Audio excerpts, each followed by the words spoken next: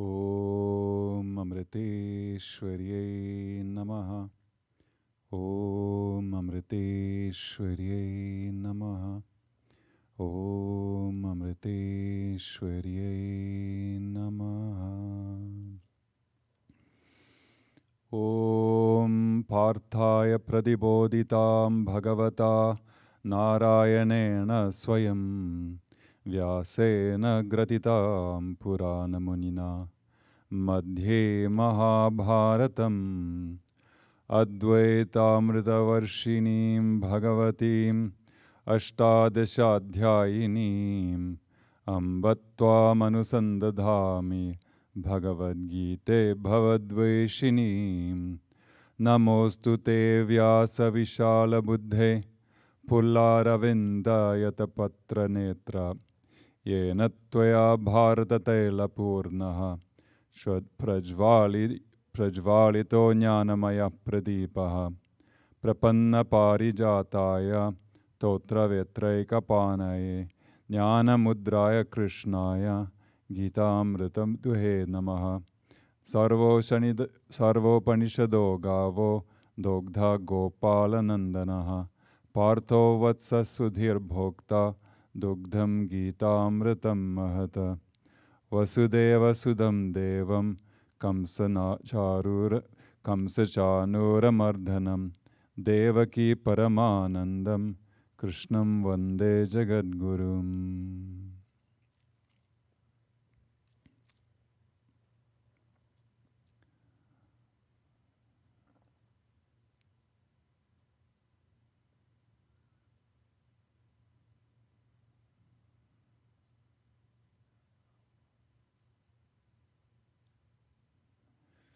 Om Amriteshwarye Namaha. Thank you all for joining again. We are going to complete chapter 16 of the Bhagavad Gita tonight.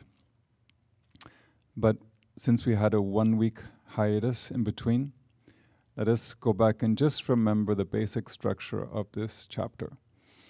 There were 4 parts to this chapter, and the first 3 verses are the first part. Just a basic explanation of samsara, or the endless cycle of birth, death, rebirth. And he used the metaphor of a tree for that. Then in the next 3 or 2.5 verses, I should say, starting from middle of verse 3, Krishna gave us some solutions for samsara, which I think all of us would be happy to receive, given that we don't want to be born millions of times again. And he talked about the method of cutting and felling the tree of samsara, which basically means attaining liberation. And that liberation or moksha is nothing but knowing Brahman, which is the root of the tree of samsara. Not in the sense that it's the bad guy making samsara happen. It means it's the only thing that has reality. And everything else that we experience in this world is quote-unquote borrowing that one source of reality, Brahman. Then the third section of the chapter is the main teaching from verse 6 all the way through 18. And he subdivides that section into 3 subsections. The first one was Brahma Jiva Aikyam, focuses on the oneness of Brahman, the Supreme Being, with the individual soul. So we can say the Supreme Soul and the individual soul are the same, one and the same. And that was the topic there. Followed by Brahman Jagat Aikyam, or the oneness of Brahman, the Supreme Being, and this world. So we had the individual soul, now we have this whole world. They're all Brahman. Nothing is left. But in this, like the first class, the last class we had, verse 16, started the topic of Sarvatma Bhava, which means seeing the Atman or the Self everywhere. And we have 17, 18. We have 2 more verses on that topic, and then 2 final verses which comprise the 4th section, which is called Palastuti, or it means the guru or teacher is just explaining what the benefits of the teaching are. So we are in that topic of Sarvatma Bhava now. Everything is nothing other than the Self, the Atman, the Brahman, or we can say everything is Amma from our standpoint. But this is not really a new idea in the Bhagavad Gita. It came up in chapter 4, verse 24, which we call Brahmarpanam. Brahmarpanam, Brahmahavir. I'm sure everybody remembers that because when you're hungry, that's the thing that comes out of your mouth. So Krishna conveys the same truth in that verse. He says, Brahman is the act of offering. So it's a metaphor of a fire ceremony where somebody, a pujari, a priest, is offering something into the fire. So the act is Brahman. The object offered is also Brahman. And it is poured into Brahman, the fire, and it is poured by Brahman. And the effect of this, or the goal of this, is that one goes to Brahman when they think of Brahman or see Brahman in all their actions. So these 5 factors are all Brahman. And this verse shows just how different Amma's perspective or her vision is from ours. That's a comparison of the knower of the self, the jnani, and a regular person like us, which we basically are counted as ajnani, not knowers of the truth. So what is the difference? Well, we see all these 5 factors as being different. I'm doing the action, whatever it may be, and then let's say you're in an office. You say, I'm going to do, this today. And this is the instrument I'm going to use. I'm going to use the computer, or I'm going to use the telephone. And or if you're cooking in the kitchen, you're going to say, the instrument that I'm going to use is the knife. Or in the office, it'll be the computer, or be a car, or something like that.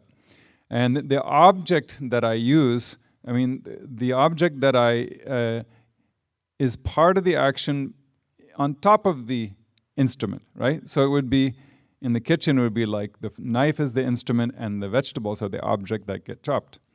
And in the office, it would be the computer is the instrument, and then the letter that you write is the object.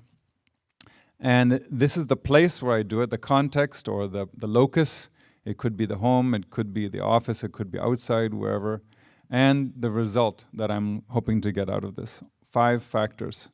And to us, they're all different. I'm the one who's doing it, supposedly. I'm not one with the instrument. And I'm the object that the instrument interacts with, that's not me either. I'm not the place, that's for sure. And I'm not the result, because if I'm the result, then why do I even have to make this effort? So we see difference in all of these factors, whereas Amma sees all of them, all those differences, she sees them as merely superficial. We give them different names for convenience, but in essence, they are not different from her standpoint. All of the 5 factors that we just discussed are nothing but Brahman. And that is what is meant by Sarvatma Bhava. Even when Amma is not in Devi Bhava, she is always in Sarvatma Bhava. Keep that in mind. She doesn't have to put a crown on her head and wear a silk sari to see the Atma, the self in all beings. She doesn't have to do anything too special to see everything that comes to her, everything that is around her, even her own body, as nothing but the supreme truth. It is true for us also, we just don't realize it. And in the 15th verse of this chapter, the same idea was indicated, where Krishna said, I am seated in the hearts of all. Memory and perception, as well as their loss, come from me. I alone am that which is worth knowing by all the Vedas. I am indeed the source of Vedanta and the knower of the Veda I am. So Krishna lays claim to everything involved in knowing the self. I am the reality to be known by all. I am the means of knowing. I am the source of that knowledge, and I am the knower itself. This is a beautiful way for us to look at Amma. We should try to see her in this light. So she is the reality that we seek through all of our spiritual efforts, and she is also the only means of knowing her, because she is the source of all that wisdom. And once we realize her, we finally understand that she has always been the essence of our being, the all-knowing self. And Amma narrates this truth in her bhajan, Vandikyunnen, which is such a beautiful song. I think I'll share a little bit of it with you if you don't mind. Here's how the tune goes, just so you might remember it. Vandikyunnen Ame Ennil Nritta Madhuvan Vandaniya Prade Vannadipaniyunnen. In order that you should dance with me, O Mother, O adorable one, I bow and surrender to you. Existing as the power of life in the individual soul, you are the one who animates all beings. If you should leave, all would become still. One whose brilliance equals millions of suns, one who dwells within this body of mind. O Mother, you alone are the only hope for this servant to merge in you. O pure being without qualities, I bow to you again and again. You are the one who is compassionate to the afflicted. Please rid me of my distress.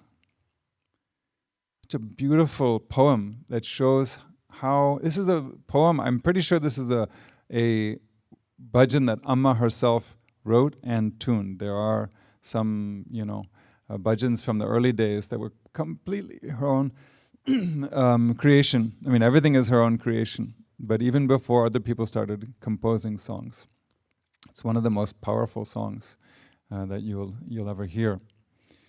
And like Amma's bhajan, here in this section of chapter 15, Brahman is said to be everything in the universe. It is the experiencer and the experienced, the knower, the known, the seer, and the seen. And they're all Brahman, but if you look at them closely, you'll see that the first part of that couplet, of items is formless, the knower, the seer, the experiencer. There's no form. You might say, here, see, this is the form. No, the body is not what is experiencing it, because if the jiva or the life force leaves the body, it cannot experience or see or know anything. So it's certainly not the body. It is that consciousness that we're going to hear about later on in this chapter, in today's class. They're all Brahman, so the first part has no form, the second part has a form. The seen has to have a form. The experienced has to have some kind of form, and the known has to have some kind of, at least subtle framework. So it is a teaching that demonstrates how Brahman is both formless and with form. A very important point, because some people feel when you talk about Brahman, you have to say it cannot have any form at all. But no, in this chapter we're seeing that even everything that has a form is also Brahman. Otherwise, if you reject that as being Brahman, then you have a dualistic philosophy. So that's the problem. And even the Lalita Sahasranama that we chant every day has verses that confirm that. That confirm that Devi is actually a symbol of Brahman. In verse 399, we have Om Vyakta Vyakta Swarupinye Namaha. I bow down to she who is in the manifested and unmanifested forms, or we could say states. Then in verses 813, 814, we have Om Murtaye Namaha, Om Amurtaye Namaha, which means I bow down to her who has form and who has no definite form. She's both. She's Brahman, that's what it is. And in the 3 verses starting from verse 16, Krishna makes his point by focusing on the unmanifest aspect. He already talked about the manifest aspect in the example of the jiva, the individual, and this whole creation. Now he's going to talk about what is called nirguna Brahman, or Brahman without attributes, without qualities. We could also call it pure Brahman, or that which is beyond all names and forms. And he is going to call that Purushottamaha. It's the Uttama Purusha, the supreme person. And then you can also reverse those words and make it Purushottama. And that's why this chapter got the name Purushottama Yoga. And towards this purpose of making that point, he refers to the whole creation in three ways. The first two we heard about last class, and that was the entire material universe and the source of that creation, which is Maya. Or we can say Mula Prakriti. The only difference between them is that the former, or this material universe, is accessible and available to us now. Right? What's the proof of that? The proof is that we're doing this live streaming. If this was not available to us, none of this would be happening. Not even one atom could exist. So this universe that we see is the first form of Brahman. He calls it the Kshara Purusha, which means the perishable Purusha. And then the other part is the source of that. So even during that very long billions of years when the universe is not physically available, there is a period where it remains in the seed form. That's how we call it Mula Prakriti or Bija Bhava. It's in the seed state. And then when the next creation takes place, that's what the scientists call the Big Bang, I guess. From there, that's where the actual material universe begins. So the only reason why we call that seed state as being the imperishable, that was the name he gave it in the last class, is because even during the pralayam, or the state of complete dissolution of the universe, that seed still remains. And from there is what the next creation comes from. So we have manifest matter, and we have unmanifest matter. But the third reference that he introduces here today is going to be pure consciousness, which is neither the created nor the creator. And Krishna did something very similar in chapter 7 when he divided everything into his lower nature and his higher nature. The lower nature was apara prakriti, and the higher nature was para prakriti. And he juxtaposed the two of those throughout the chapter. So same thing, but the difference there was that he lumped together these first two into one word called apara prakriti. In chapter 15, what we talked about last week actually, was how, and we're going to talk about it more today also, that same apara prakriti, or lower nature, is divided into the manifest form and that unmanifest form. That's the only difference between the approach here. Jnanadev, in true style, has a beautiful commentary on this part of the Gita, and I felt it was really helpful. I hope you do too. I'd like to share it with you. The population of this town of the world is very small. Only 2 Purushas dwell there. Both of these live in the capital town, just as both light and darkness dwell in the sky. There is also a 3rd Purusha who cannot even bear to hear the names of these 2, and who, on his arrival, immediately devours both of these along with the town. What does that mean? It means when knowledge comes, there's no question of having physical matter or unmanifest matter. There's no Maya. It's all dissolved in the knowledge of the self. So he says, it immediately devours both of these along with the town. But let's set that aside for the time being. First, hear about the 2 who have come to reside in this town. They have come into close association with each other as they reside in the same town. I now expound to you in detail which is which. That which exists from the first step of creation down to a piece of straw, all that is perceptible to the mind and the intellect, that which is created and destroyed almost every moment, all that is called nature. Taking all this as its place, the consciousness has itself taken that form. The reflection of sky falls on the water, which then has that very sky as one of its component parts. In that way, consciousness, although non-dual, assumes a duality.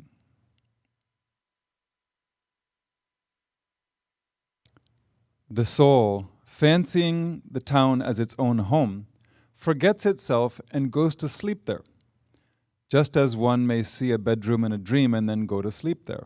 In the same way, the soul goes to sleep in that imaginary town. Then, in deep slumber, he snores and blurts out, "I'm happy, I'm miserable, this is my mother, this is my father, this is me, this is my son," etc., etc. This is his depiction of us. We are here in this world, and not knowing who we truly are, we're asleep, completely asleep. And we're snoring in our sleep, even though we think we're awake. And we're saying, this is mine, this is my wife, this is my child, all my money, my house. And he says such sentience is called the perishable Purusha. It means once we identify with all these things as our being, we are done for, basically. That, in that sense, we're going to perish because we're identified with all those things that are temporary. So that is why we're perishable.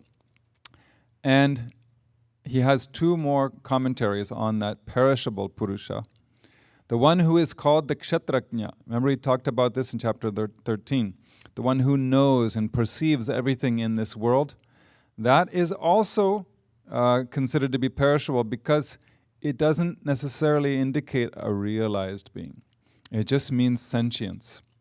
So he says, in that state of being called the soul, one who forgets himself and dances to the tune of the gunas, sattva, rajas, and tamas, this person is perishable Purusha. So if it's a very dedicated spiritual seeker, he or she would have more sattva guna. But they are dancing to the tune of sattva, whereas somebody who's very lethargic, has a lot of inertia, that kind of person would be more tamas dominated, and he or she dances to the tune of tamas. Either way, until they realize who they really are, they are going to perish. And in the sense of what they're attached to, the body included, is going to perish. Just as the reflection of the moon appears to be swaying backward and forward along with the rippling water, in that way, it appears as if the jiva, the individual, is rapidly changing. The baby grows up quickly, and then it becomes a young man or woman, and then we get older, and now when we get a little bit older, the changing starts to go back downhill now again. But whatever it is, it's changing very rapidly. But when the rippling water flow dries up, the reflection of the moon also disappears. Similarly, when the attributes are destroyed, the changes created by them also cease to appear. So this is a reference either to death or to the dissolution of the universe. On an individual level, it means that whatever changes took place in this lifetime are going to be gone at the time of us leaving this body. And on the total level, we can say every time the universe is dissolved, again, start all over, reset. So the totality of embodied sentience should be known as the perishable. That's his point. And he says, yet another person, called the imperishable, is situated in the heart, unconcerned by both knowledge and ignorance. When the sea dries up, neither waves nor water remain. Such is the formless state of this Madhyama Purusha, or the man in the middle. This is not Brahman, pure Brahman yet. We're still another version of what is really perishable, but gets a special name as imperishable just because it survives the dissolution period. He can be likened to that state of sleepy drowsiness between the waking and dream states. That's the middleman thing. He's between the waking and dream states. What does that mean? Is there anything between waking and dream? Not that we know of. But what Jnanadev is talking about is not this waking state. He's talking about God realization, self-realization, waking state. So the point is, in between God realization and dreaming, that's where we are, right? We have a dream and we think we wake up, but no, that doesn't qualify as waking up. You're waking up to an illusion, that's all. That's what he would say. And Amma would say when she's really honest with us. And so he says, this is the ignorance. We call it, on the individual level, we can just call it ajnana. It means ignorance of who our true self. But on the total level, we call it maya. That's all. So that is the imperishable Purusha, which is actually perishable, but you get the point. It survives the dissolution period. So, after that very long introduction to today's class, let us read verse 17.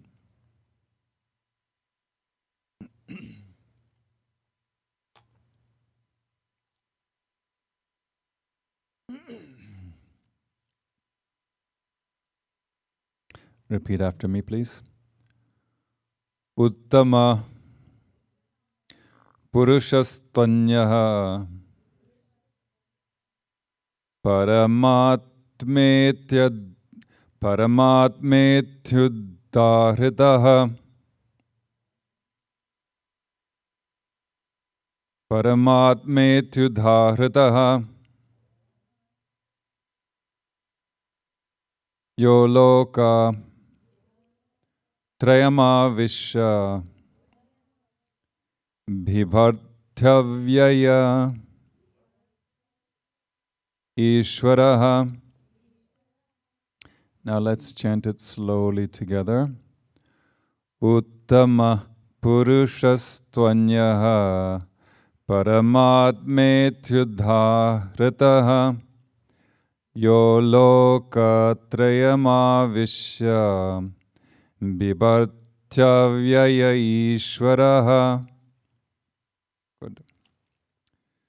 But there is yet another, the Supreme Person, called the, and I'm going to make some changes here, called the Paramatman, the immutable, or what we would probably say these days, the indestructible Lord, who pervades and sustains the three worlds. So quite a bit of change in this. I'll read it without stopping one more time. But there is yet another, the Supreme Person, called the Paramatman, the indestructible Lord, who pervades and sustains the three worlds. So this is the third Purusha that Krishna is introducing us to here. In the language of chapter 7, it would be referring to the Para Prakriti, if you want to refer back to that chapter. But it has many other names: Paramatma, Nirguna Brahman, Prajnanam, pure consciousness, the real self, Atman, etc. And in the pantheon of Sanatana Dharma, we have devatas like Mahanarayana, Sadashiva, and Parashakti to symbolize this third Purusha, which is the Uttama Purusha. And what is its nature? He says it is that of the Supreme Self. This is actually coming from Shankaracharya's commentary, but he says it is the Supreme Self, the inner self of all beings. And that is none other than Chaitanyam, or consciousness. So we should take this verse and the ones before and after to understand that we are, in reality, we are the witness of those three states: deep sleep, dream, and waking states. We are the witness of those. We are also the witness of the five sheaths. We've done some meditations, guided meditations after the classes before, where we look at the body and then we observe the energy, and then we observe the mind, the thoughts, and then we observe the intellect, and then we just witness. So this is a way of experiencing the reality that our being is the witness of all these states. And when the mind stops, we can experience our nature as Satchidananda. Now, how to do that means we have to ask Amma. Once a brahmachari asked Amma, how can we destroy the ego and make the mind stop? I think everybody would be curious to know what Amma has to say about that. Amma replied, either surrender everything to God or the Guru and become a flute in his hands, like that very persistent topic, nimitta matram. Amma was saying, being an instrument in the hands of God. So either do that or have faith in the real I. It is good for a seeker to sit gazing skyward. So now she's going to kind of lead that listener and us towards the latter, like have faith in the real I. Try to know who you really are. So it's good for a seeker to sit gazing skyward. There's no movement there at all. Attributeless, formless. There is only undivided bliss. When looking down at the earth, ups and downs, joys and sorrow will always be there. However, there is no diversity in the real thing. Always be convinced, my nature is Satchidananda. We can learn lessons from everything if we have that kind of faith. See everything as your guru. Absorb the essence from any object and throw away the rest. So she's saying, even if I'm not there in person, I'm going to send you a lot of lessons through all these things that happen to you in your life. And if you accept those and learn the lessons from those, your spiritual growth will be incredibly accelerated. He talks about the three worlds in this verse, right? So what are the three worlds? There's no elaboration.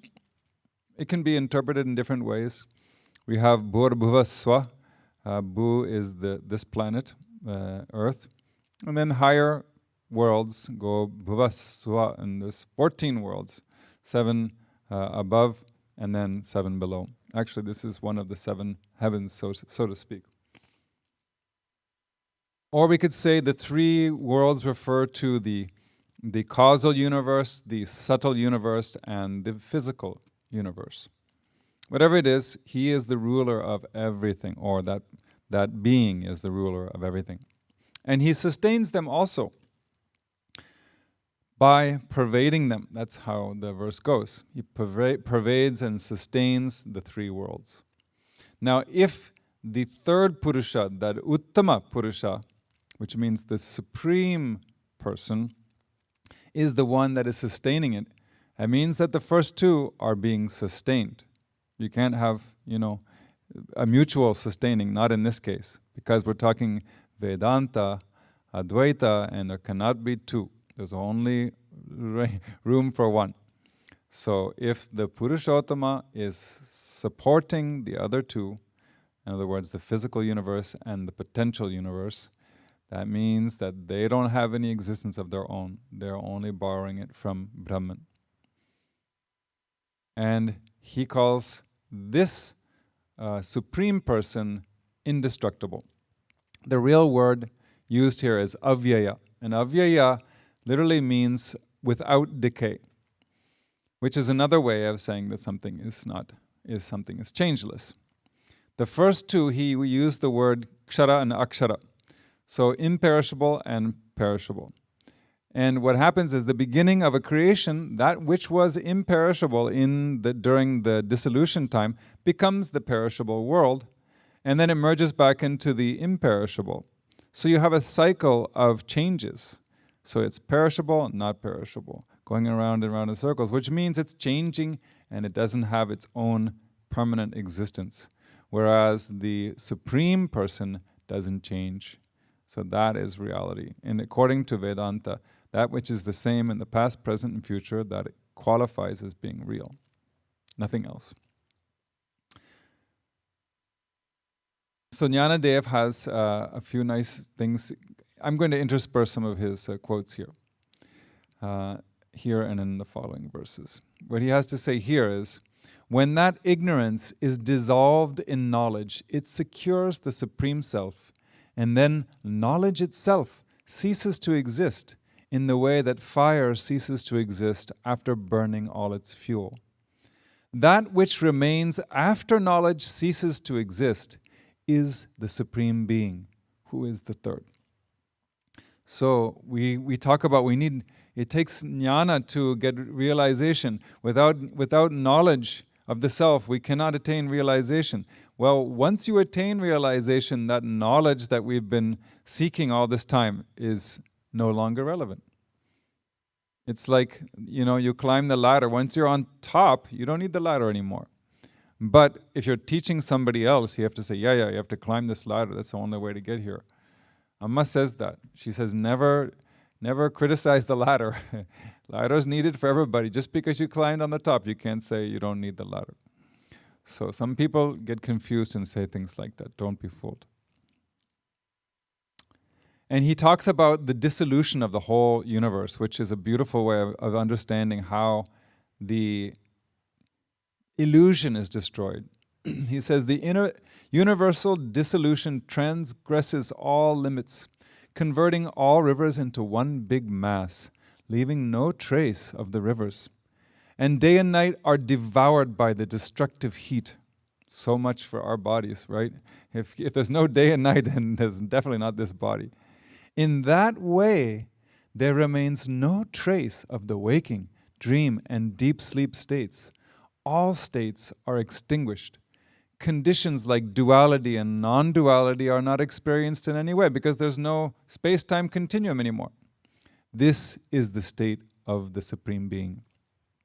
The Vedas can talk about matters relating to this or the ultimate state, but only while standing on the bank of the intellect. See, the Vedas are written in spoken words. The reality cannot be explained verbally. So you have to be in the intellect to some degree. And he says that's all they can do. The Vedas are depending on the crutch of the intellect to convey their message, which we're grateful for, but still it's not the ultimate state. And then this part is like a koan. The place where no talk is the talk. Knowing nothing is knowledge. And nothing happening is what's happening. Where the very notion, I am myself, Supreme Brahman, ceases to exist. If it was Soham, every day he says, I'm going to talk about Krishna. I have 5 points. So if he's going to talk about this, he says, I'm going to talk about the Supreme Being. I have 0 points. First point, nothing. Second point, nothing. There's nothing to say about it. It's just the Supreme Being.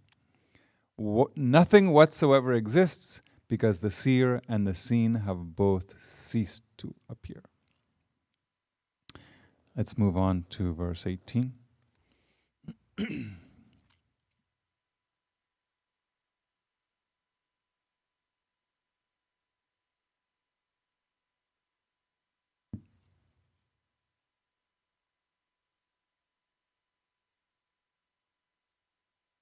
Yasmad ksharam atitoham aksharad apichotamaha atosmi loke vedecha pratitha purushottamaha. Then let's chant it together. Yasmad ksharam atitoham aksharadapi chotamaha atosmi loke vedecha pratitha purushottamaha. As I transcend the perishable and even the imperishable, therefore I am celebrated as the Purushottama in the world and in the Veda. this celebrated can also be translated as known or declared. So this is that third Purusha, which is basically just pure consciousness. It is the superior most Purusha.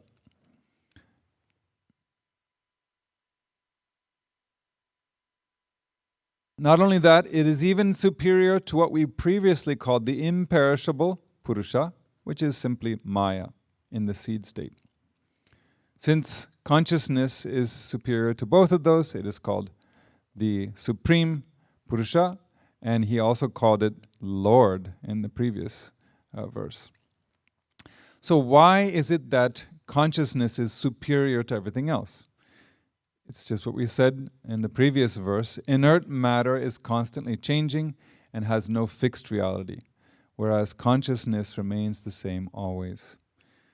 And he says, I am celebrated as Purushottama in the world and in the Veda. It is well known in the world as in the Vedas, not just because people talk about it, because it is the closest thing to you. In fact, no matter what happens, the only thing that we will never be able to say we don't know is me. So known very widely, known very closely, well, there's nothing closer than me, my own self. So it's not referring to any personal deity, although some people might say this is referring to Krishna or Vishnu. Don't get confused. It's an impersonal reality that he's referring to. And this actually concludes that section of where he introduces the attributeless Brahman. We don't have to go into it too much because he's already talked about it multiple places in the Gita. Now he's going to conclude the chapter by giving what is called Phalastuti, or he's going to explain the benefits of understanding and practicing this teaching. So verse 19.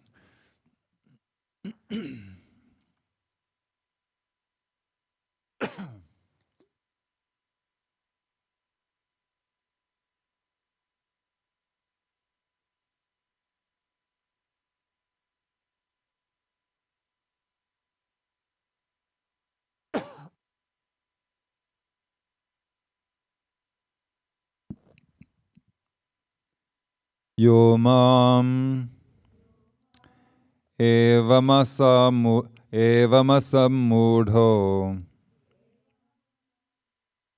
janati purushottamam sasarvavid bhajati mam sarvabhavena Bharata. Now together slowly. Yo mamevamasamudho janati purushottamam sasarvavid bhajati mam sarvabhavena Bharata.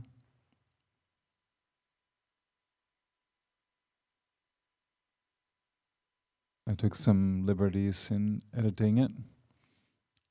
Arjuna, one who undiluted realizes me thus, as the highest spirit, is all-knowing and worships me with his whole being. I'll read it once again. Arjuna, one who undiluted realizes me as the highest spirit, realizes me thus as the highest spirit, is all-knowing and worships me with his whole being. Shankaracharya adds here that he is omniscient. He's adoring me as dwelling in all, as the self. So this means we're now talking about somebody who's God-realized, self-realized. So what is the benefit of knowing this Purushottama?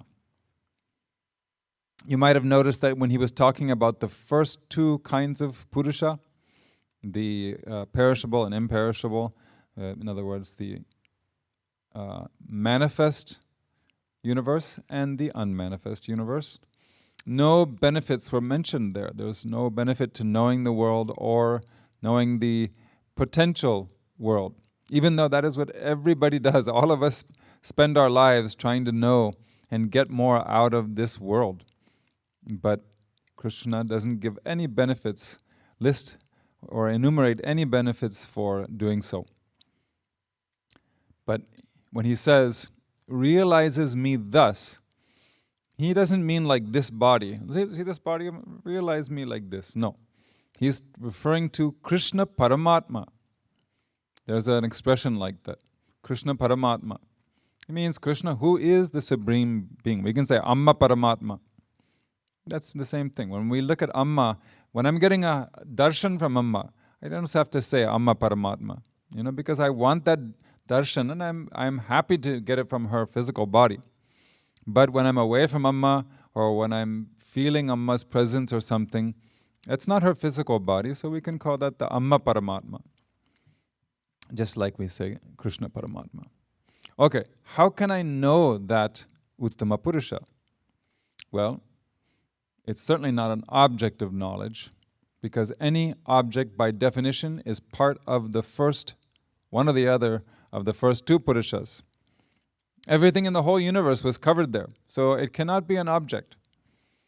And the only thing that I cannot objectify is my own self, who I am in essence. So we should know it as I am the Purushottama. I am the pure consciousness. So when he says knows me, he means we know our own self. That's the only way we can understand it, given how he has explained it. And that word undiluted is also very important, because it means that it is clearly understood. There's two kinds of knowledge. We have samshaya sahita jnanam, and then samyak jnanam, means there's no confusion. So samshaya sahita means understanding with some degree of confusion. So that's what we are. Everything in life for us is like that. I know I'm this body, but I don't know who I really am, so what am I? One commentator said, nobody wants to become everything, and nobody wants to become nothing.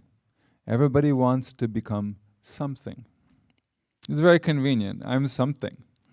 And we don't have to define that, but we're very arrogant about it at the same time. So that kind of understanding is definitely falls into the category of delusion. The clear understanding he's talking about is something where there's no doubt at all.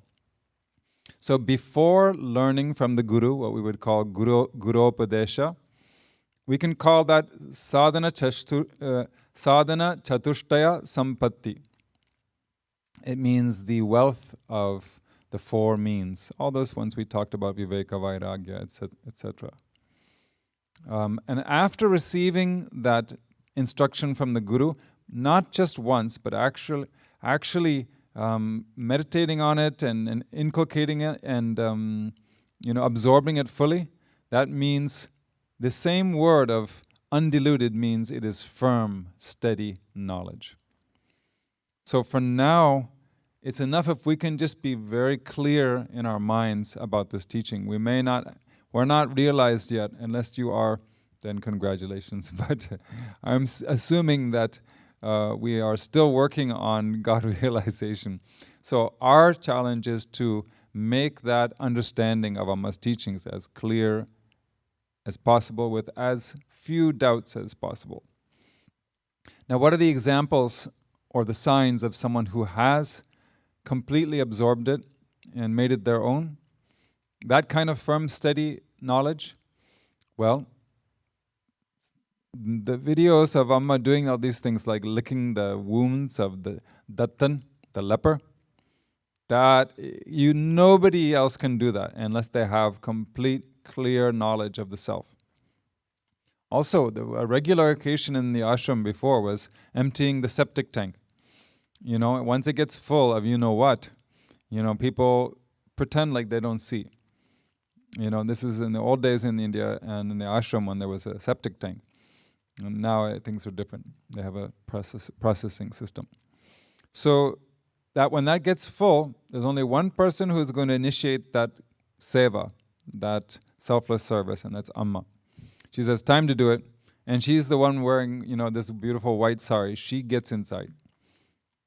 And you can't stop her. And she'll be carrying bucket by bucket. And then, she wants to carry one. People will try to take away from them, and it's like a tug of war.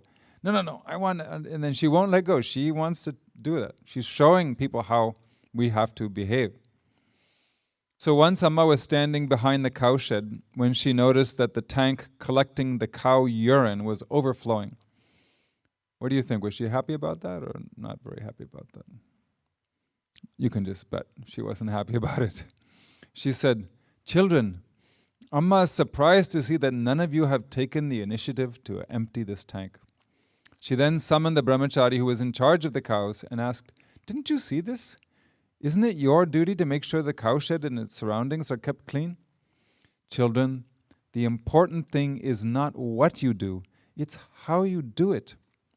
If you don't perform your actions with love and dedication, how can you progress spiritually? Amma doesn't want to say much. You children should learn to do things willingly and spontaneously without having to be asked. In Japanese they say, "Oh, my ears hurt." Something you don't want to hear. Mimi ga itai. So having said this, Amma herself began emptying the tank with a bucket. And when everybody saw that, everybody came forward and they were so afraid because sometimes she wouldn't let them do that. But in this case, they very quietly got some buckets and started emptying, and she didn't say anything. So they took it as a sign, and then they fetched more buckets and began to help. And in a short time, this time, the tank was clean. And by the time the work was done, Amma's sari was completely soiled. She didn't care at all. She grabbed a broom that was lying in a corner and began sweeping the whole area around the cowshed. Though everyone begged her to stop, she continued to sweep until the place was perfectly clean. But then it was time for bhajans. So what would she do? It would be like, "I'm so exhausted. You guys sing bhajans. I'm not coming. I did all this selfless service. What do you expect?" No, for her it's real selfless service. So she went to her room, just a few seconds, she changes her clothes and goes out and sings bhajans with everybody. So Amma doesn't use that as an excuse to not do something either. That is real, firm, steady knowledge. And that's why Krishna says this person, someone who knows Krishna or the Supreme Being in this way, is all-knowing. Why? Because this person knows three things. He knows the physical universe, he knows the potential universe, and he knows the Supreme Being. There's nothing else to know. And as he knows the reality behind everything, it's as good as knowing everything. And he doesn't have to be fluent in 30 languages. He doesn't have to be a master in all the sciences. If you know the essence of something, it's as good as knowing everything. Sometimes when Amma will say something, people will be baffled. They say, "Amma, how do you know?" And she says, "Don't ask me how I know. I just know." And she's always right. So many times it's happened. And he says, "And that person worships me." Wow. The pseudo-Advaitins, the pseudo-Vedantis often disparage the power of devotion. But Krishna says here that a real Vedanti or Advaitin will not lose his devotion. In fact, it increases. In chapter 7, Krishna said that the jnani, or these, like the Vedanti, the one who is a practitioner and a believer in Vedanta, is the highest bhakta, devotee. Because, as Krishna says here, he worships me with his whole being. That means there's no feeling of separation, because just like Jnanadev said, there are no two anymore. Everything is merged into one supreme being. So who is there to worship anything? But still his whole being is worshipping that same truth, because that's what he is or she is. There's no gender anyhow at that time anymore. There's no feeling of separation from God. It becomes a wholehearted, total, and complete surrender. As Krishna said in the 6th chapter in verse 31, established in unity, one who worships me, abiding in all beings, in whatever way they live. That yogi lives in me. So this is like a definition of Amma. No matter what she does, even if she's on an airplane, on a train, if she's in America, or she's in France, or she's in India, doesn't matter.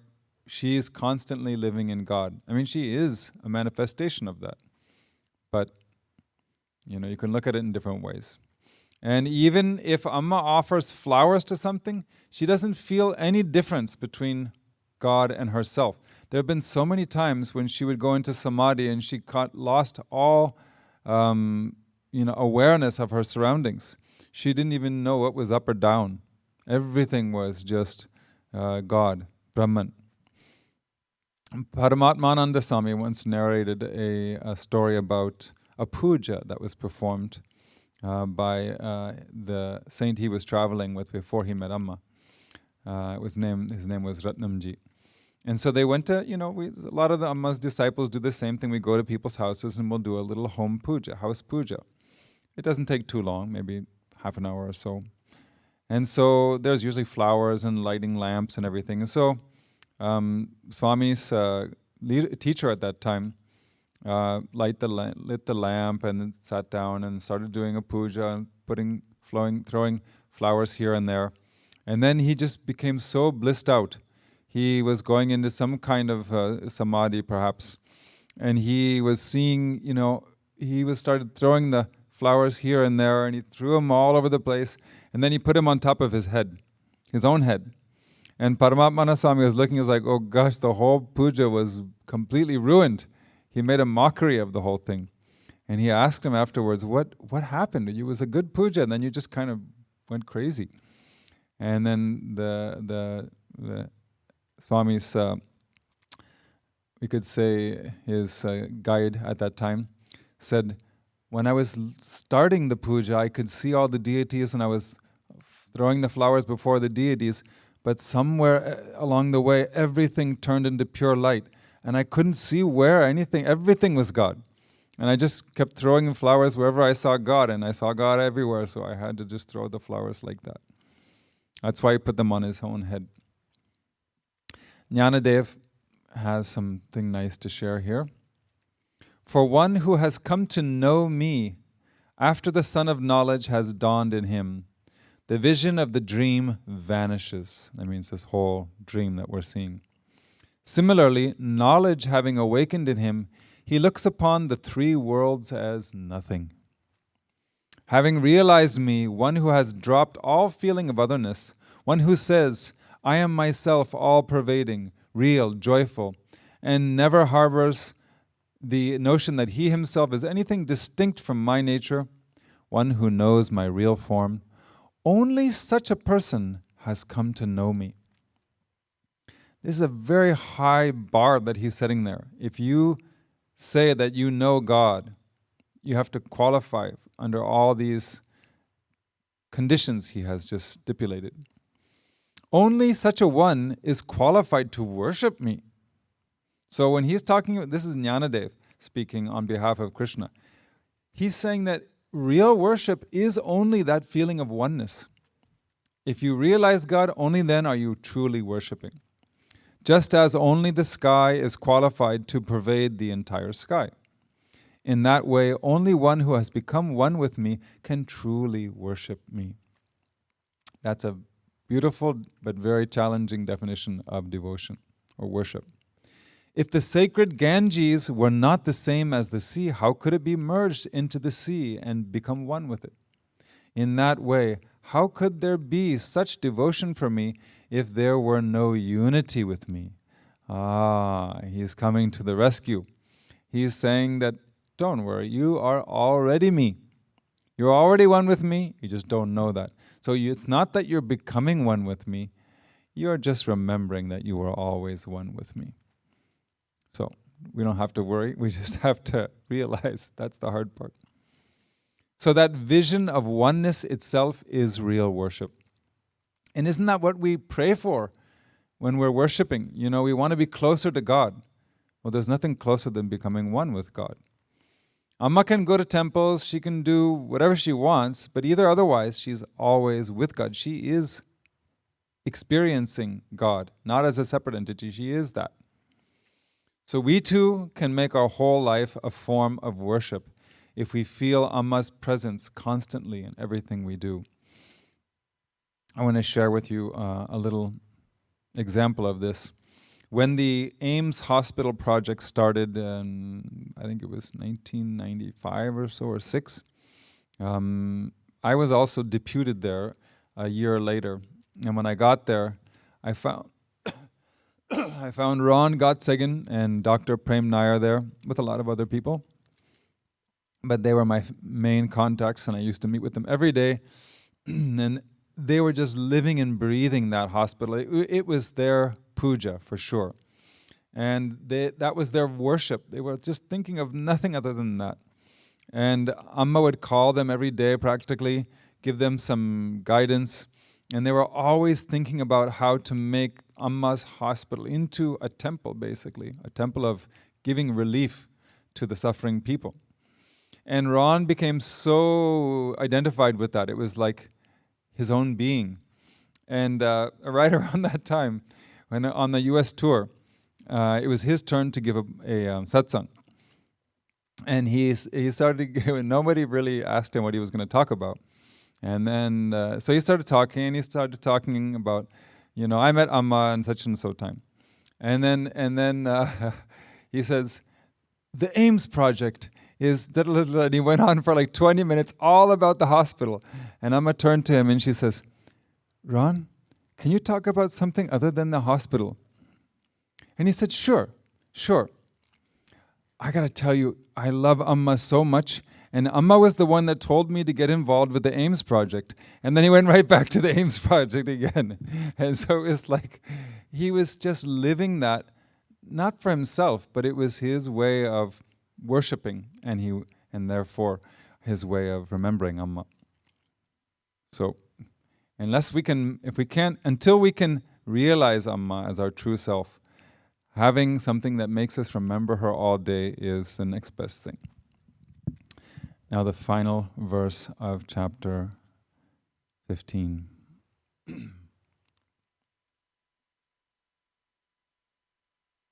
Iti guhyatamam shastram idamuktam maya nagha etad buddhva buddhiman syat kritakrityascha bharata. Thus, O sinless one, has this most profound teaching been imparted by me. Knowing this, one becomes wise, and we can put in parentheses, self-realized, and will have accomplished his life's mission, O descendant of Bharata.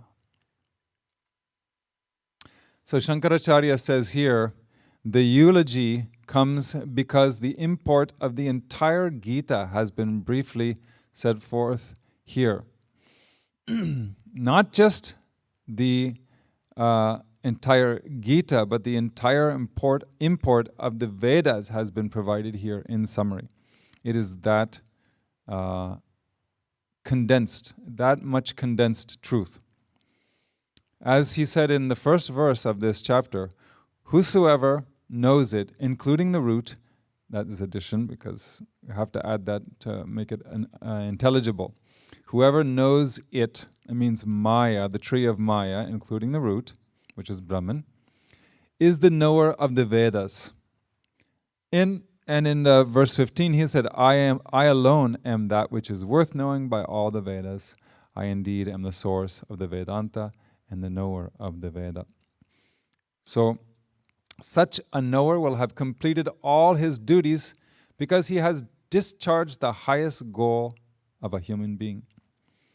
In verse 33 of chapter 4, Bhagavad Gita, it says, all action without exception culminates in knowledge. So no matter what we do, no matter what actions we do, ultimately all of our efforts are going to culminate in self-knowledge. So that is the highest accomplishment. And in another scripture it says, in this consists the fruitfulness in this consists the fruitfulness of human life. Acquiring this, a seeker fully discharges their duty. There is no other way. So the only way to finish our yearning as a human being on the path, self-realization is the only way. Nothing else will satisfy that yearning. That's why Sri Ramakrishna Devan said, the human birth is rare to obtain. After having obtained it, if one does not aspire for the realization of God, he is born in vain. That's the only thing that this life is good for. As part of this praise that the gurus always give for their teachings, Krishna says this is the most secret teaching. Is it so secret? I'm talking about it over YouTube. How can it be secret? Well, he said the same thing in chapter 4 and in chapter 9. Just means that it's a very rare knowledge. And if you take the almost 8 billion people I think we have on the planet and ask every one of them, how many of you have read this, have learned it? Very, very few. So it is indeed rare. But why is it so rare? Why is it so secret?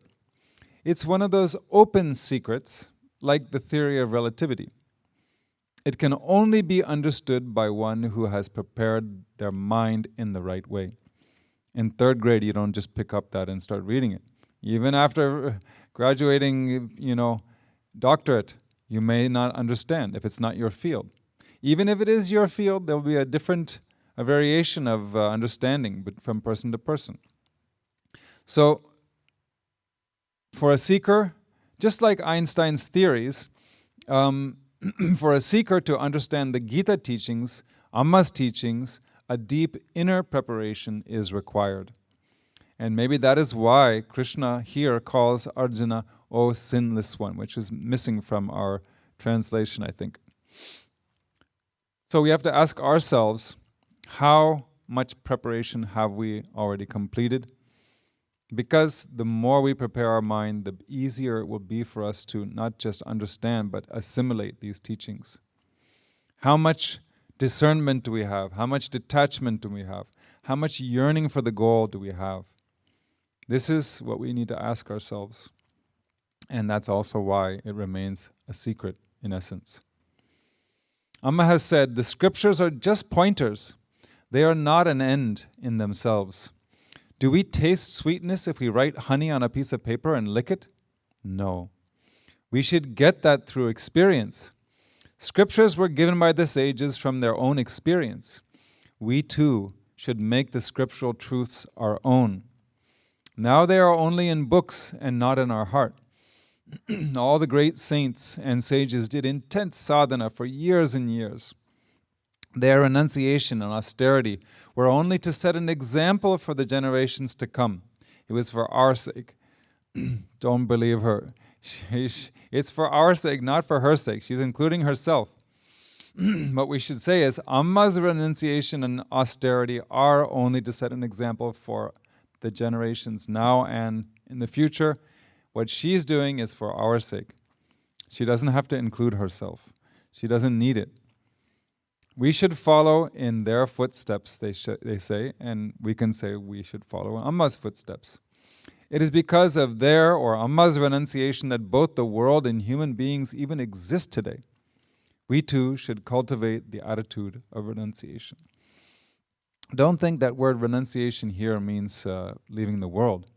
To do any kind of spiritual practice, we have to let go of something. It means you could be sleeping, you could take a nap, you could watch TV, you could eat ice cream. There's so many other things that you could do with your time and energy, but you're renouncing those, so to speak, when you choose spirituality. So that's the spirit of renunciation. It means you give priority to your spiritual growth above all else. So he says, knowing this, that means true understanding requires more than just the Guru's words. Really, all of us need to reflect on these teachings and try to practice them in our daily lives. Otherwise, we're not really knowing it. Like Amma said, they're just words in a book. And Amma cannot apply these for us. She can't make us contemplate on it. She can't force us to practice it. The world will force us eventually, but Amma's not going to do that. She'll wait patiently until we're ready. So the Guru cannot do that for us. It's up to us to assimilate the teachings. But since we have Amma in our lives, her example makes it a million times easier. And such a person becomes wise, buddhiman, he says, which really means, in this context, someone who's God-realized, self-realized. But that is only after fully assimilating the teachings over many lifetimes. Amma is so leery of these people who read one or two books and then they become a guru and they have a YouTube channel and then they're suddenly, dispensing mantras and things like that. She says, people don't understand how long it takes to assimilate those teachings. It's not just the product of reading one book. Above all else, I'm going to add that we need the Guru's grace. Without that factor, forget about any kind of realization. So that wise being means one who is the same as the all-knowing one of the previous verse. Somebody who is God-realized and will have accomplished his life's mission. O descendant of Bharata, to explain that, this is the ultimate benefit of self-realization, of becoming ajnani, a knower of the self. We become fulfilled and content. Everything else we have been doing in life is only for that, for fulfillment and contentment. Then we're finally complete. We've accomplished the mission of our whole life. Not only this life, every lifetime before as well. What was that ultimate goal behind everything we ever pursued? It was fulfillment, contentment. Even happiness is just a sign of fulfillment. So self-realization is equal to fulfillment realization, which is equal to life mission realization, the purpose of life. Since the beginning of time, it's endless time for us that we've been taking births over and over again. So this means not just this lifetime, it's the end of all yearning forever. Jnanadev says, thus, the great truth, securable from all scriptures, has been propounded from the beginning of this chapter. It makes the Upanishads fragrant like the lotus. We have presented to you the essence of the Vedas, already distilled by the talent of the great sage Vyasa Maharshi, because it's coming in the Mahabharata, which was dictated by Vyasa Maharshi to Ganesha. You have to read the Mahabharata to understand. It is the Ganges full of nectar in the form of knowledge. Therefore, the Gita teaching is not really a scripture that could be explained in words, but it is a weapon to conquer samsara. It is a mantra that awakens the soul. The nectar in the form of Lord Krishna's satsang filled the heart of Partha, of Arjuna, to overflowing. This is now Jnanadev's commentary, his own words. Even though a listener might ordinarily be considered unqualified to hear the Gita teaching, yet the teaching proves useful to him in the end. When milk is poured at the foot of the grapevine, it might be considered a waste, yet it serves its purpose by doubling the growth, both in quantity and quality, of the grape bunches. In that way, Sanjaya narrated with great regard the discourse delivered by Sri Hari Krishna, with the result that the blind king Dhritarashtra attained happiness in course of time. So the same goes for us. I know, after struggling our way through chapters 13 to 15, I told you, I warned you when chapter 13 came, it was going to be very heavy, dense Vedantic teachings. So after struggling our way through chapters 13, 14, 15, maybe we feel that we didn't adequately understand the subtle non-dual teachings presented here. And though the remaining chapters will not be as difficult to grasp as these three have been, we should not be relieved by that. We should always feel the inspiration to read and reread these teachings, because over time, our understanding will certainly deepen. So with that, that's my attempt at words of encouragement. Don't give up on these three chapters, because it doesn't sink in completely in one reading or one course of classes. So we will have to come back to this again on our own over and over. And as we complete this chapter, we, as usual, we chant the final words of the chapter, which you have on the screen now, and we'll chant this together. I think that's probably good. We've done it so many times. You can chant along with me. Om Tat Sata Iti Srimad Bhagavad Gita Su Upanishadsu Brahma Vidyayam Yoga Shastre Shri Krishna Arjuna Samvade Purushottama Yogo Nama Panchadashodhyayaha. The meaning is, thus ends the 15th chapter named Purushottama Yoga, the Supreme Person or the Supreme Self, of the Upanishad of the Bhagavad Gita, the scripture of yoga dealing with the science of the Absolute in the form of the dialogue between Sri Krishna and Arjuna.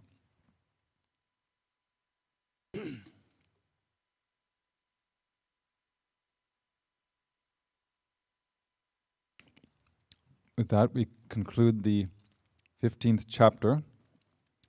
And when we resume the next chapter, from the next chapter, we will have a little overview or kind of reminder of what chapter 15 was about, just so we get the flow back.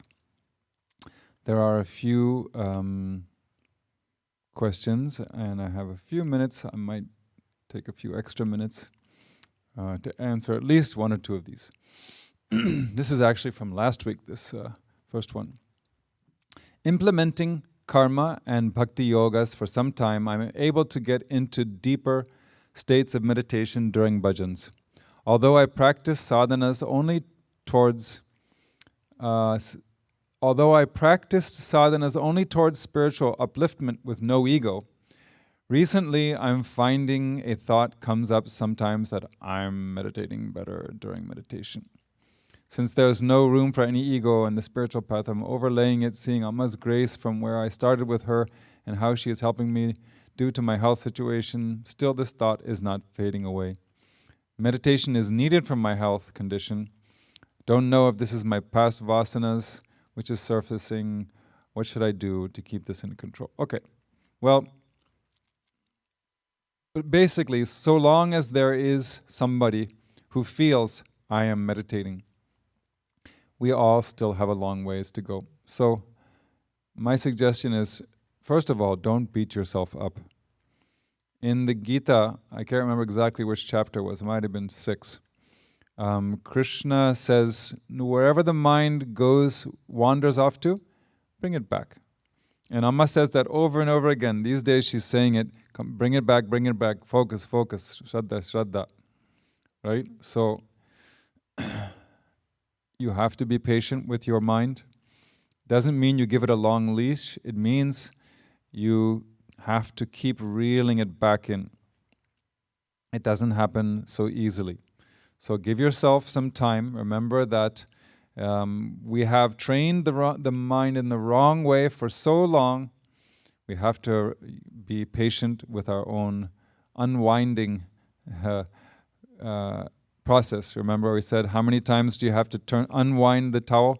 Well, if you turned it 100 times, you have to turn it back 100 times. But we don't know how many times we mistrained the mind.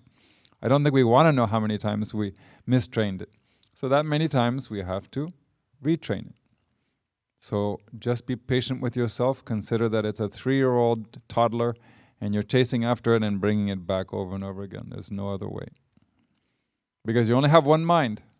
And that's another point though. During the day, if you practice Shraddha and focusing throughout the day, it's going to make your meditation much easier, one-pointedness much easier.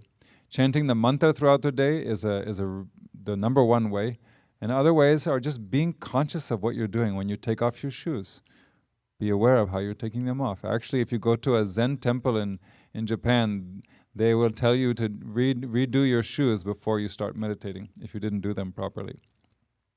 So all of these things facilitate concentration in meditation, but we have to cultivate those kind of habits, daily habits, which we don't immediately identify as being related to meditation, but everything we do throughout the day definitely does. Because how many minds do you have? Last time I counted, I only have one.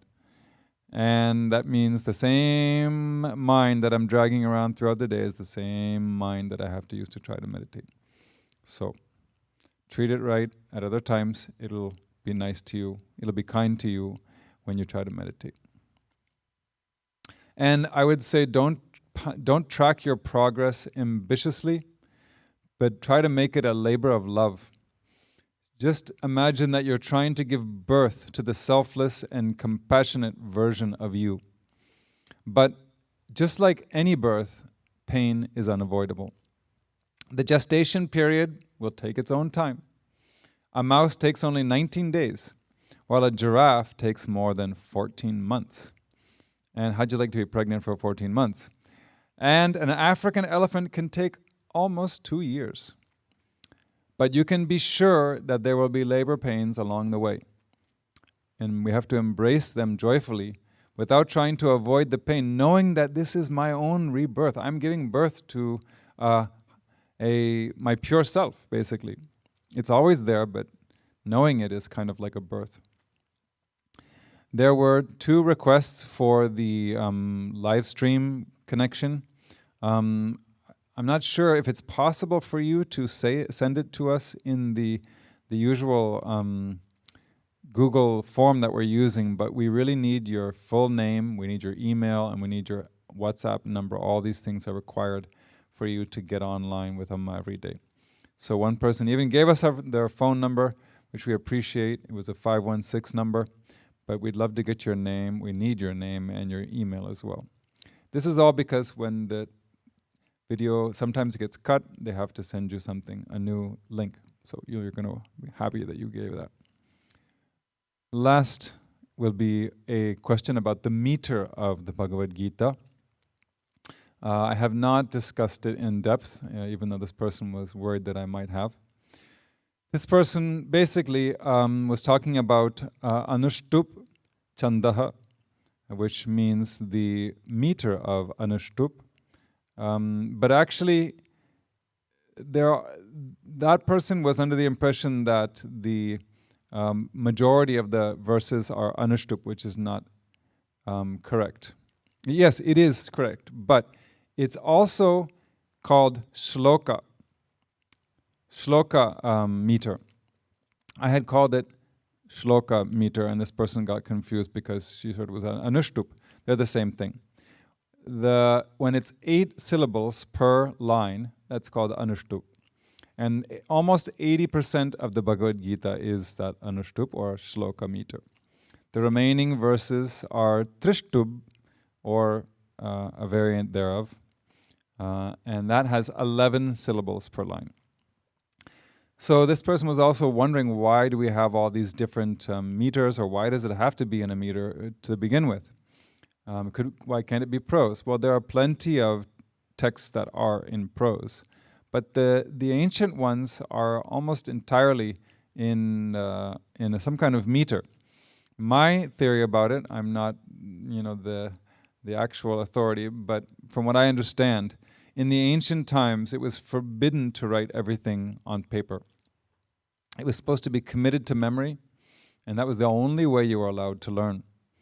So that is why the Vedangas are also important, because we have Shiksha, Chandas and all that.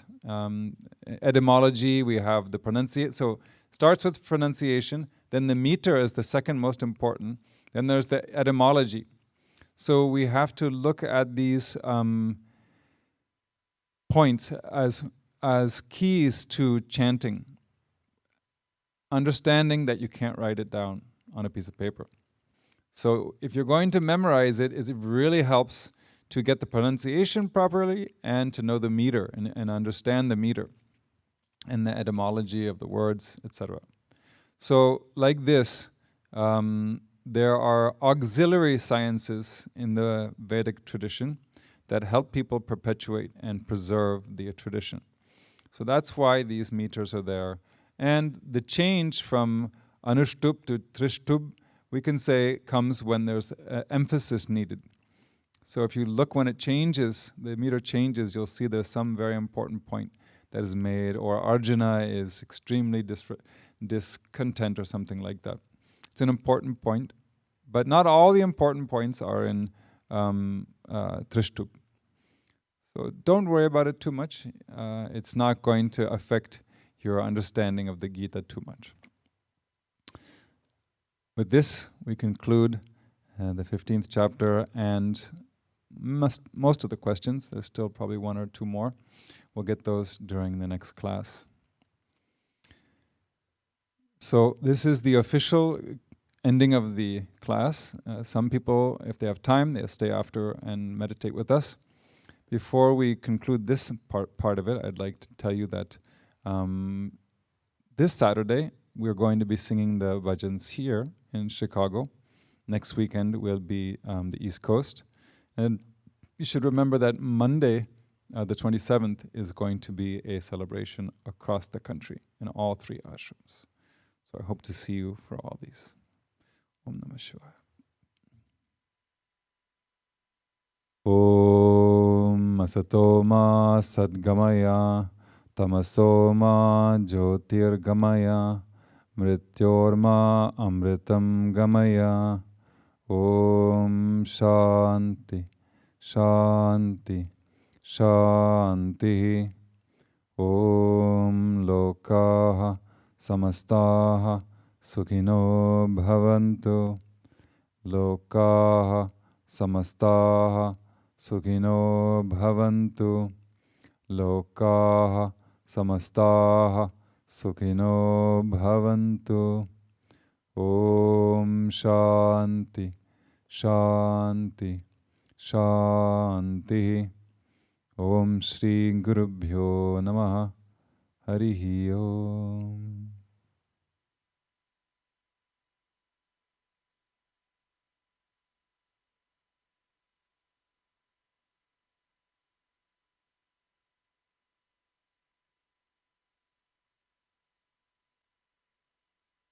Close your eyes. Check your posture. And slow down the breathing process.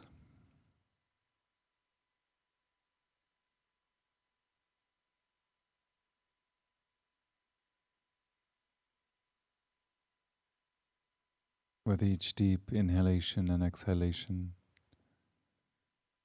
feel the body and mind becoming more and more relaxed.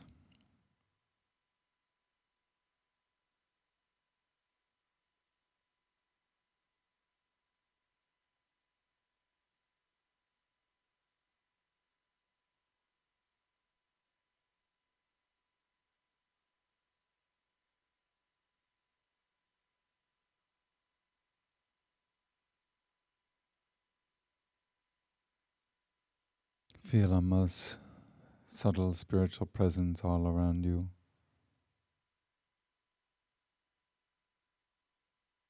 Feel as though you're in her arms.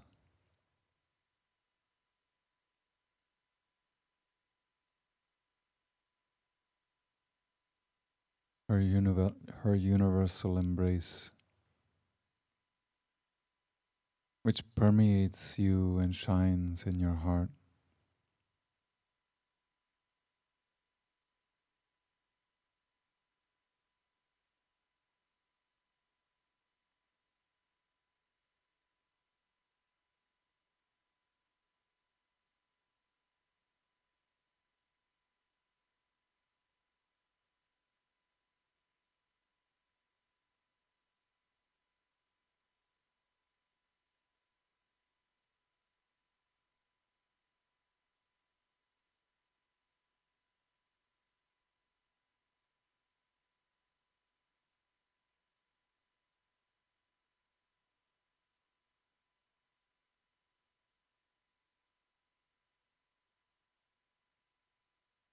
As the thoughts slowly dissipate,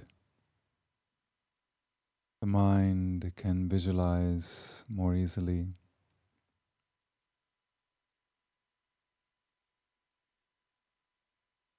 Try to visualize your own form as though it were separate from you,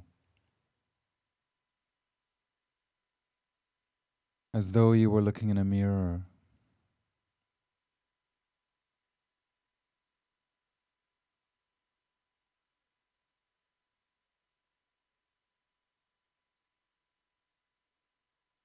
Just like the mind goes many places, the awareness goes all over, even outside of the body while we dream.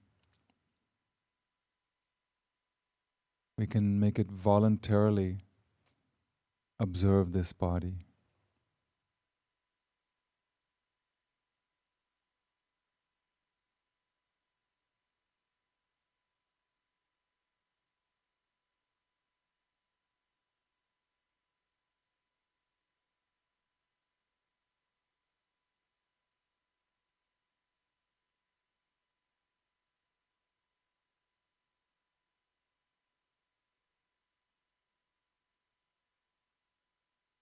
Just like you can see your own form in the mirror, you are the witness to the physical body.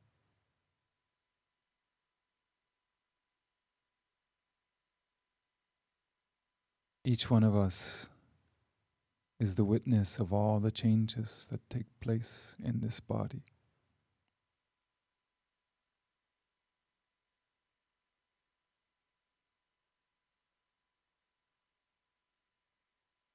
From our earliest memories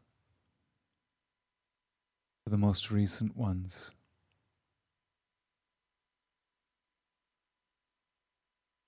neither the physical body, nor the energy body, nor the mental sheath, nor the intellectual sheath, none of them have remained the same. While they were constantly changing, the I was witnessing.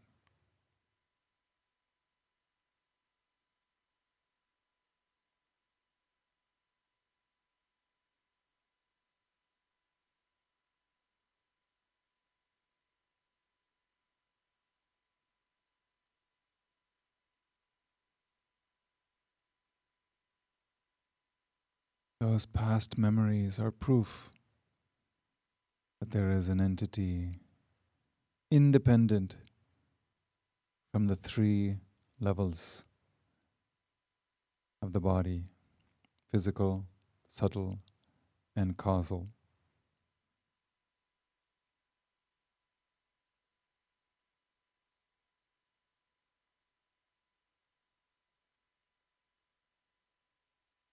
That witness principle is the closest feeling to the Paramatma in our daily life.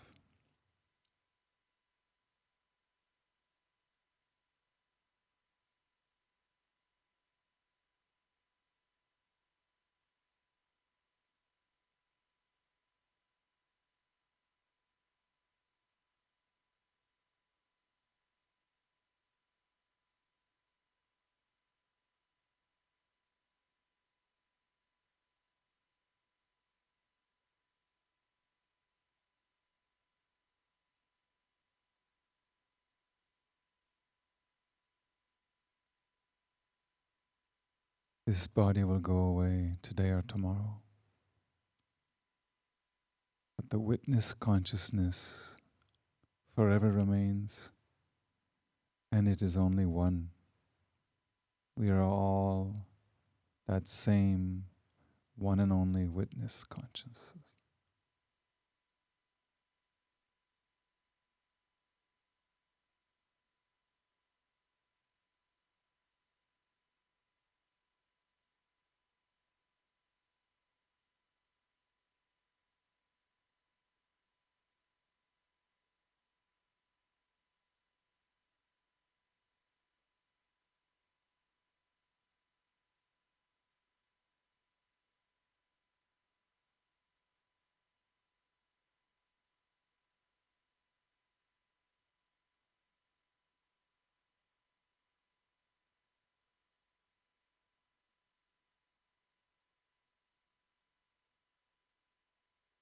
As we try to remain in that space,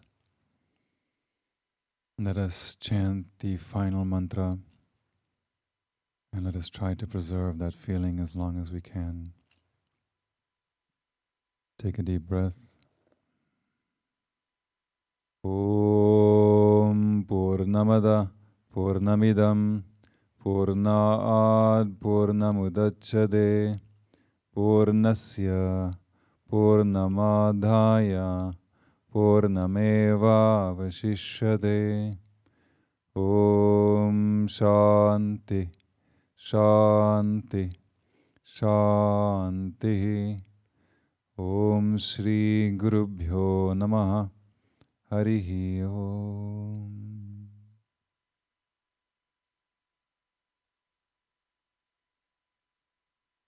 One more long deep breath. And as you exhale, you can slowly open your eyes if you wish.